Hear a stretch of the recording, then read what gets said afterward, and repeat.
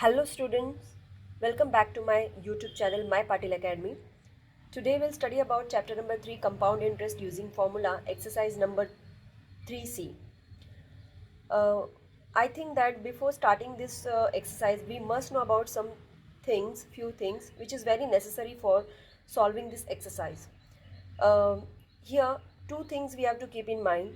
Here we are going to calculate the compound interest. How? When the time duration is given and the interest compounded yearly and half yearly. There are two conditions. When the time duration is given and the interest is compounded half yearly and the interest is compounded yearly. So in that case, few things we must know. Here we are going to use this formula. A is equal to P 1 plus R upon 2 into 100 whole raised to n into 2.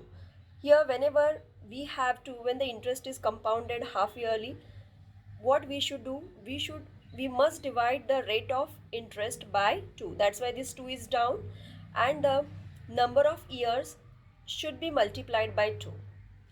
See, we do this but easily we forget this. So if you will forget this, the whole sum will go wrong. So this when you are doing, just don't forget to make this changes also.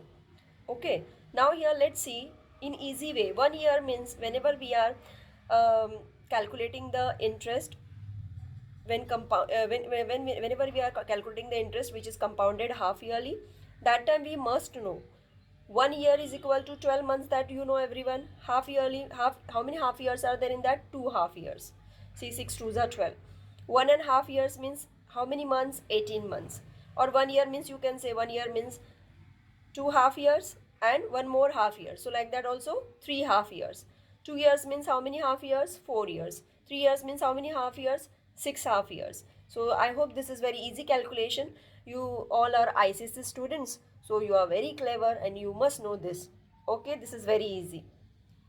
So in this case, A is equal to, what you can do, if this you know, and when you are calculating interest which is compounded half yearly, so that time A is equal to P 1 plus R upon, don't forget this, I told you, 2 into 100 whole raised to, suppose 1 year is there and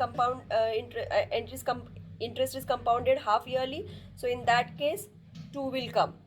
Whenever the time duration is 18 months or 1.5 years is there, so here what number will come? 3. Whenever the time duration is given 2 years, what number will come here? 4. Whenever the time duration is given 3 years, what will come here? 6. And don't forget to make this change again and again, I'm telling you, otherwise your whole efforts will go in vain. Okay, understood? Now another condition is there. When the time is not an exact number of years is given, means if it is given 2.5 years, it is given 1.5 years, that time how you will calculate the interest which is compounded yearly. Okay, so A is equal to P, you can see a 1 plus R upon 100 raised to 2. Why 2? Because see, 2 is the whole year. So that's why no changes in the formula. P 1 plus P into 1 plus R upon 100 raised to 2. Okay, 2.5. Whenever the time duration is 2.5 years, about that I'm talking. And now what about this half year? What we will do? 1 plus R upon 2 into 100. Why 2? Because half yearly. Now this we will calculate half yearly. So here 2 into 100 rate should be divided by 2 and the time should be multiplied with 2. Your time is 1.5 year. Sorry, your time is half year. So that should be multiplied with 2. So when you will multiply it, half when you will multiply it with 2, so this 2 and this 2 will be cancelled and what is left? Only 1, means only this will be there. Okay, for your calculation. After that, suppose the time duration is 1.5 year, so that time what you will do?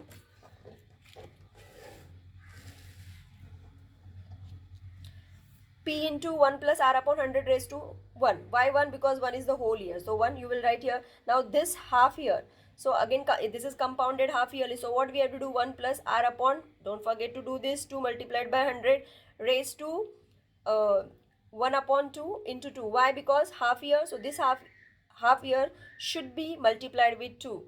The rate should be divided by 2 and time should be multiplied with 2. So this and this will go, so again what will remain? 1. So only this will remain. So whenever 1.5 year, this will be there, only this is 1 is here, and whenever the 2.5 years is there, so this will remain here, 2 will be there, and this also will remain as it is. I hope you understood.